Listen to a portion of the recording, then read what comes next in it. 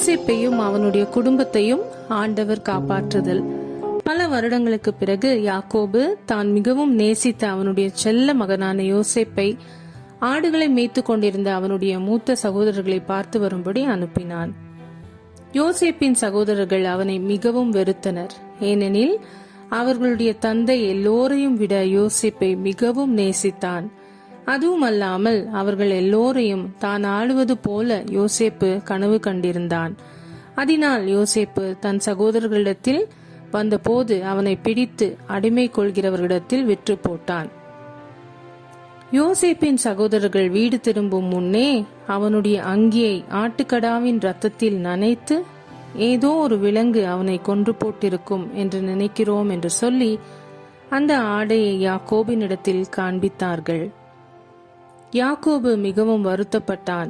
அடிமை கொள்கிறவர்கள் யோசேப்பை நயல் நதியின் அருகில் இருந்து எகிப்திற்கு கொண்டு சென்று உயர்ந்த பதவியில் இருந்த ஒரு அலுவலகரிடம் அவனை விற்றனர். யோசேப்பு தன் எஜமானுக்கு சரியாய் வேலை செய்தான்.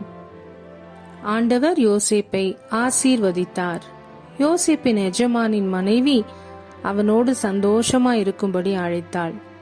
தான் ஆண்டவருக்கு விரோதமான பாவத்தை செய்ய முடியாது என்று மறுத்ததால் அவள் கோபம் அடைந்து அவன் மேல் பொய் பழிச்சாட்டி அவனை காவலில் அடைத்தாள்.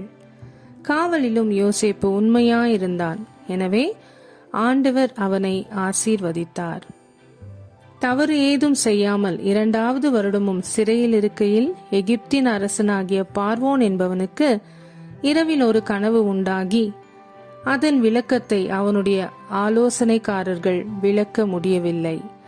ஆண்டவர் யோசேப்புக்கு கனவை விளக்கும் வரத்தை கொடுத்திருந்ததினால் அவன் பார்வோனுக்கு முன்பாக வரவழைக்கப்பட்டு ஆண்டவர் முதல் 7 வருடம் செழிப்பையும் பின்வரும் 7 வருடம் பஞ்சத்தையும் வரும்படி செய்வார் என்று அந்த கனவின் விளக்கத்தை யோசேப்பு கூறினான்.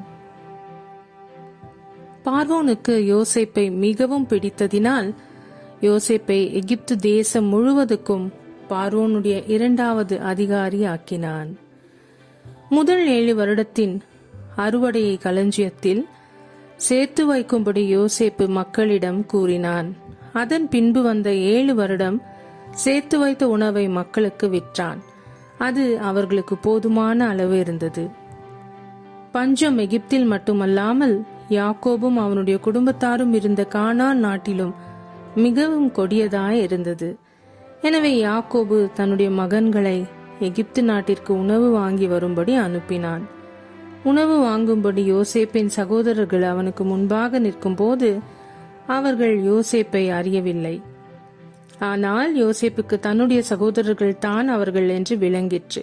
அவர்கள் மாறிவிட்டார்களோ என்று யோசேப்பு சோதித்த பின்பு, நான் தான் உங்கள் சகோதரன் யோசேப்பு என்று அவர்களிடம் கூறினான். மேலும் பயப்படாதிருங்கள், நீங்கள் எனக்கு தீமை செய்யும்படி என்னை விற்று போட்டீர்கள். ஆனால் ஆண்டவர் அதை நன்மையாய் மாற்றினார். நீங்கள் வந்து எகிப்திலே இருங்கள், நான் உங்களுக்கும் உங்கள் குடும்பத்தாருக்கும் உதவி செய்வேன் என்று அவர்களிடம் கூறினான். யோசேப்பின் சகோதரர்கள் மீண்டும் தங்கள் தந்தையிடம் வந்து யோசேப்பு உயிரோடு இருக்கிறான் என்று சொன்னார்கள். யாக்கோபு மிகவும் மகிழ்ச்சி அடைந்தான். யாக்கோபு முதிர் வயதாகி தன்னுடைய எல்லாவற்றோடும் எகிப்திற்கு சென்று அங்கே வாழ்ந்து தான் இறக்கும் முன்பே யோசேப்பின் 2 மகன்களையும் ஆசீர்வதித்தான். ஆண்டவர் ஆபிரகாமுக்கு கொடுத்த உடன்படிக்கையை அவனிடமிருந்தும் ஈசாக்குக்கும் பின்பு யாக்கோபுக்கும் பின்பு அவனுடைய 12 மகன்களுக்கும் அவர்களிடமிருந்து இஸ்ரேலின் 12 கோத்திரங்களுக்கும் உண்டாயிற்று.